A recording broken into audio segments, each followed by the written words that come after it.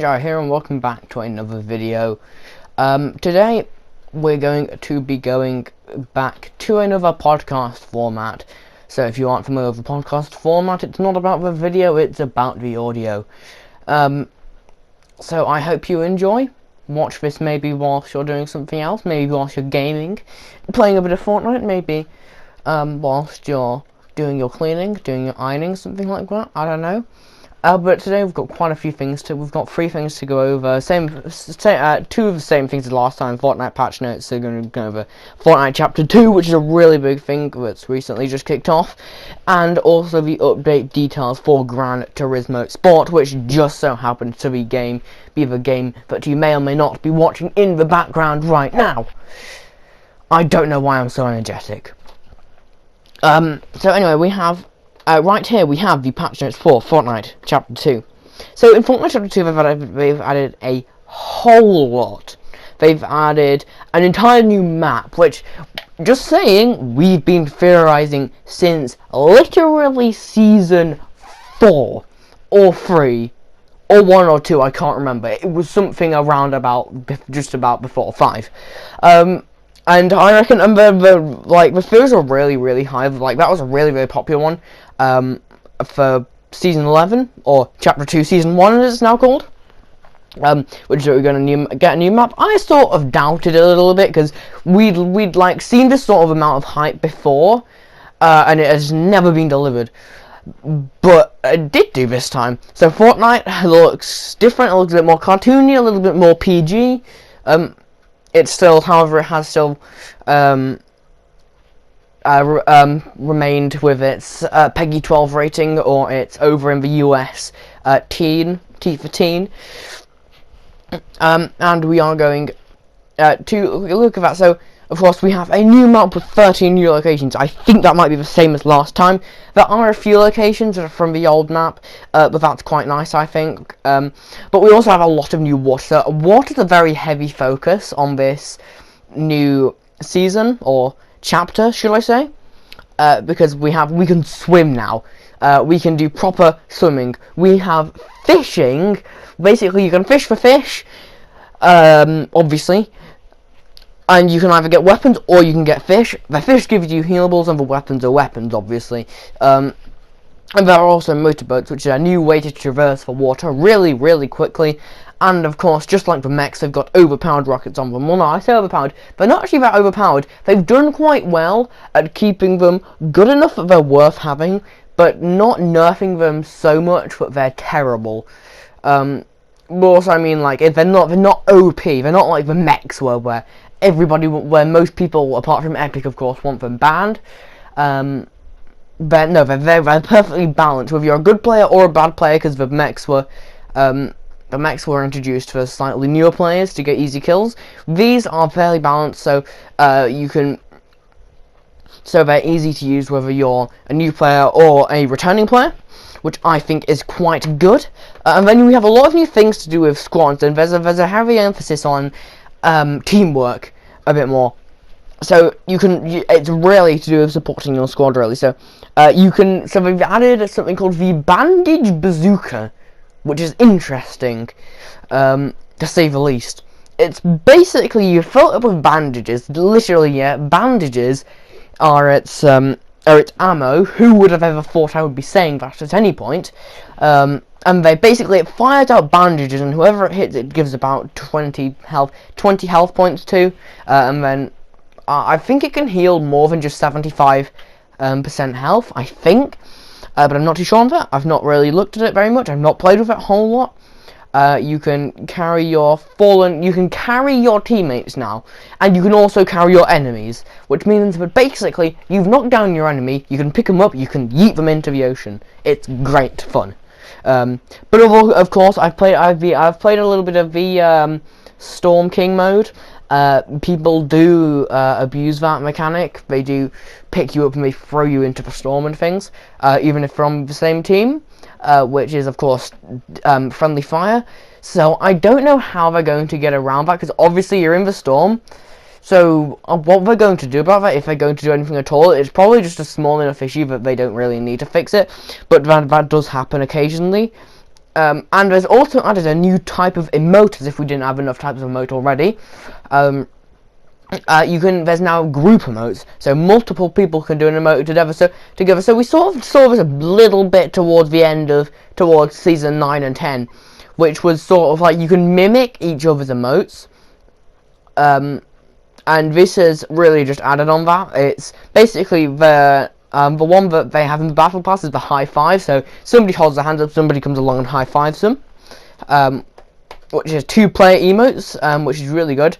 And then there's also hideouts and explosives, which looks incredible. So you can now hide in haystacks and dumpsters or bins, it's incredible. You can literally just sneak up behind an enemy, go around, and then you can start shooting them. It's incredible. And basically you just jump out on them. And then you can also blow up, so there's petrol stations or gas stations as they're called in the US. And you can blow them up as well by their petrol pumps or gas pumps, depending on where you live or what you call them. There's also gas tanks and explosive barrels. Basically what I've been saying. And then there's also apparently there's upgraded combat, sort of. There's a lot less weapons. It's a lot less confusing with the weapons, which SMG is better, which one, because there's only one SMG. It's there's only the burst, and there's, in terms of AR, there's the burst and there's the normal AR. It keeps things down to a lot simpler, and it brings back the Fortnite that everybody really liked and what kicked Fortnite off, really. And they've also added a really new mechanic, which is very different to anything else I've ever seen in a battle royale game before, which is the upgrade bench. So if you have 150 raw materials and you think that it will be fine, it won't be a big deal. Then you can trade in 150 of each material. So that's your wood, your stone, and your metal. 150 of each of them, not just one of them, of each of them. And then it upgrades your upgrades your weapon from one level to the next. So for example, if it's a grey, it'll upgrade it to a green. If it's a green, it'll upgrade it to a blue. If it's a blue, it'll upgrade it up to a purple. And if it's a purple, it'll upgrade it to a legendary. And they can't go to mythic. Just saying, don't try that. That doesn't work. I don't think. And then they've changed the way that you level up in the battle pass. Basically, what they've done is, you know how you would get XP, because they've completely removed battle stars. They've gotten rid of that. Now you use your XP, so you can get XP normally through matches, the same as you would in the original chapter 1. But now instead of battle stars, then we're using the XP as well. So the challenges you get 15,000 XP or whatever. And then that also makes it a little bit more difficult, because the better and better you get, the higher and higher your level gets. Then obviously the more and the way that it worked last season, I'm not sure if it's still the same. It should be. Obviously the harder and harder it gets to progress. And then that's sort of it. There's of course there's a battle pass, and we also have dual personalities in the battle pass. Essentially what that is that with every skin you're getting 2 variants of that skin, almost like just normally with a variance. Then basically what's happening is you're getting the normal version, you're also getting an evil version, so you can and I really like that. For example, there's the 8-ball skin, that looks great. There's the, I can't remember what it's called, but this weird goopy slimy thing. You guys will probably know which one I'm talking about. The one that's made of slurp juice. That one. That one looks really nice, because there's a blue version and a red version. That's really, really good.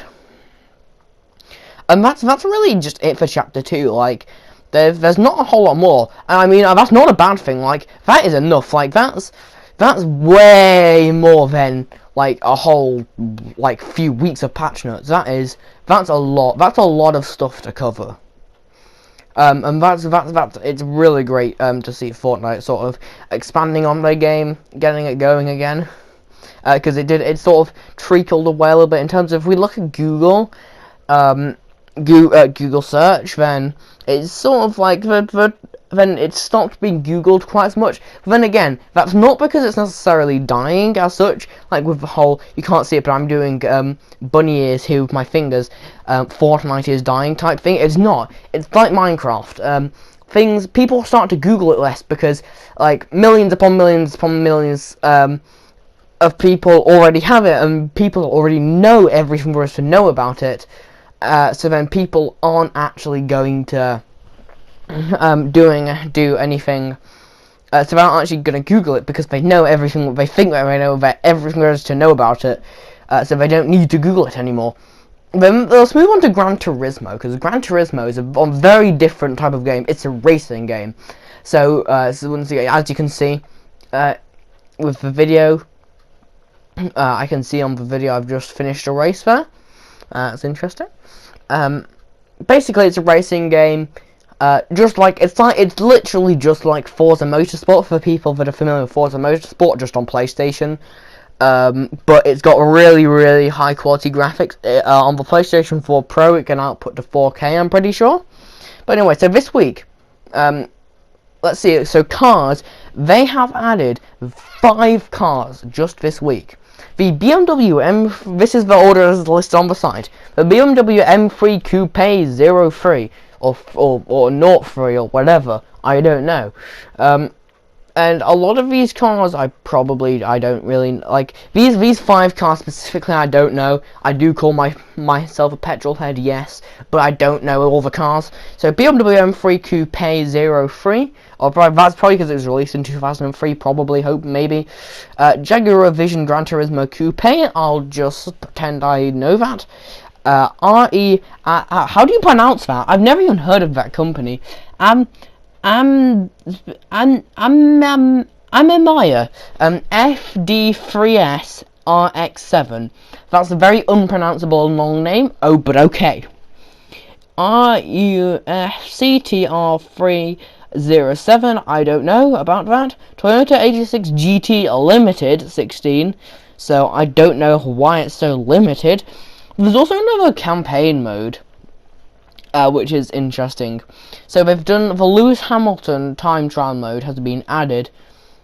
There's also the GT League as well, which has a bit more. So there's the events of the Passion of Dr. Wankle, rounds 4 and 5, Boxer Spirit, rounds 6 and 7, Vision Gran Turismo Trophy, Trophy Plus, rounds 6 and 7, X 2019 Competition Endurance Series in round 4, and then there's also the Circuit de Spa Francorchamps. I'll just try to name that. I've probably just butchered that name.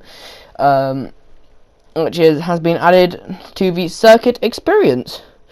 So the Lewis Hamilton Time Trial Challenge is in fact paid DLC, so you can purchase it from the PlayStation Store or the website. Probably, I don't know about that. That's just a guess. It probably will be. Then there's also Brand Central. So Amaya has been added to the Asia Pacific section, and RUF has been added to the European section. There's just a few improvements and adjustments. I'm not going to go through that. But also, so then the last thing I want to talk about, really, because I am rushing a bit, because the video I've recorded has run out. I've only recorded 16 minutes of video. So it's a change to YouTube, and you've probably heard the phrase pronoun. So you've probably heard the phrases for FTC. I don't know what it stands for. It's something children or something. I don't know. It's something to do with content. I don't know. And there's also COPPA. So COPPA is a law. It was introduced first when the internet was really becoming popular. And it's basically, if you've ever gone onto a site, it says, like, we value, obviously, accept all cookies, is a button or something. Basically, what it's telling you is something called targeted ads. What that is that it's finding ads that it thinks you'll like based on what you look at. And that's what cookies is. It's basically tracking what you look at, and then it's showing you things that it thinks you'll like. And 80 to 90% of a YouTuber's income is, in fact, from targeted ads. From ads in general, which means that actually, because they're making you basically say, hey, my videos are for kids or not for kids, basically, if you say that they're not for kids, if you say that your videos are for kids, then basically, then they're going to remove all the targeted ads, which means that it's going to basically destroy the entirety of their income. It's a really big deal. A lot of people, I'm not sure, like, how many people, I don't know the grand scale of how many people are really acting on this and talking about this. I know there is an issue that a lot of people are covering now. There's a lot of videos going into greater detail.